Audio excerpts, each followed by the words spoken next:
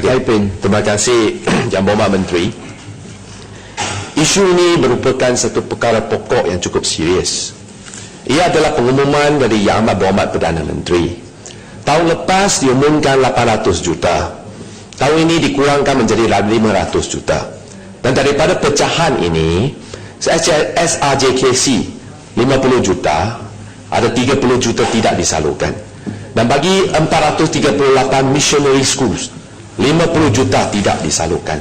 Dan bagi SMJKT, 25 juta tidak disalurkan. Maka ini mencerminkan satu masalah yang amat kronik dalam pengurusan peruntukan kepada kementerian. Mengapa sekolah-sekolah ini minggu inilah minggu terakhir nak cuti sekolah, tapi bajet tahun lepas belum dapat lagi? Apa sudah jadi dengan kementerian? Adakah benar bahawa 150 juta yang sepatutnya diberi kepada 6 aliran sekolah ini telah digunakan untuk bencana, untuk banjir di Kelantan? Adakah ini benar atau tidak benar seperti yang telah disebut oleh Ahli Parlimen Bintulu? Dan kalau ini adalah benar, saya nak tanya, kenapa duit untuk sekolah ini boleh pergi ke kerja bencana? Dalam bajet kita ada 2 bilion emergency fund.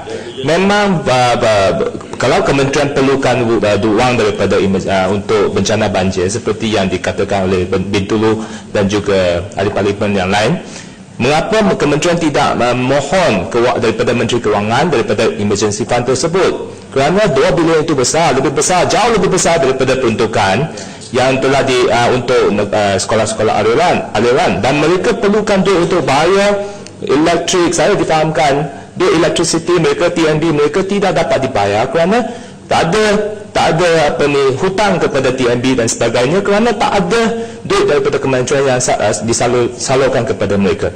Kementerian ini ditubuhkan pun untuk kebajikan pelajar-pelajar.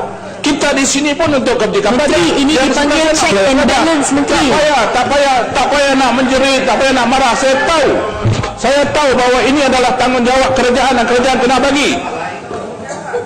Ada betul, tak cukup duit lagi untuk sekolah kebangsaan, sekolah rendah jenayah kebangsaan Cina, tak cukup. Kita bagi. Bukan kita tak bagi, kita cari duit tempat lain kita bagi, dan kita cuba selesaikan minggu ni. 50 juta itu kita cuba selesaikan minggu ni. Tapi ada lagi sekolah mau balik. Sekolah mau balik pun tak cukup, kita cuba selesaikan. Ada lagi sekolah agama, sekolah jenis kebangsaan Tamil, ini kita cuba nak selesaikan. Jadi kalau saya nak jawab secara emosional pun boleh, saya tak emosional pun boleh. Kan? Yang Berhormat Menteri, saya rasa sudah lari tajuk. Menteri, duit sudah lagi.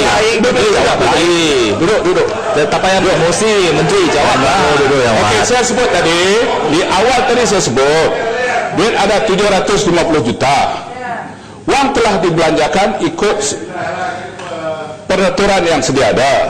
Cumanya perbelanjaan itu, Kementerian Pelajaran pada waktu itu mengharapkan ada pakej rangsangan yang datang untuk 5-6 buah sekolah yang disebut tadi, jenis yang disebut tadi. Tapi tahun ini 2015 pakej rangsangan itu tidak ada. Bila tidak ada pakej rangsangan itu tidak ada, kita kena cari juga membuat penjajaran semula dalam kementerian untuk bayar semua yang disebut tadi. Sebab itulah jadi lewat pada tahun ini. Tapi walaupun lewat, saya sebut di sini, kita cuba selesaikan. Kita cuba selesaikan peruntukan yang perlu pada tahun 2015 ni. Itu jawapan saya, Perdana Menteri. Okey?